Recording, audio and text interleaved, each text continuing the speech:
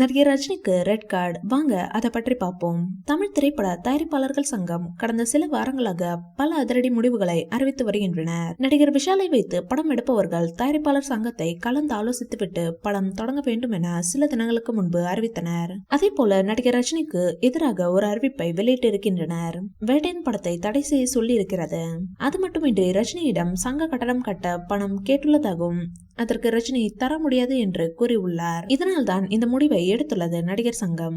மேலும் ஒரு படம் வெளியாகி 8 வாரங்களுக்கு பிறகுதான் OTT-யில் வெளியிட வேண்டும் என்றும் தீர்மானம் நிறைவேற்றி இருக்கிறது தயாரிப்பாளர் சங்கம். அது மட்டுமின்றி பல படங்கள் ரிலீஸுக்கு தியேட்டர் கிடைக்காமல் முடங்கி கிடக்கின்றன.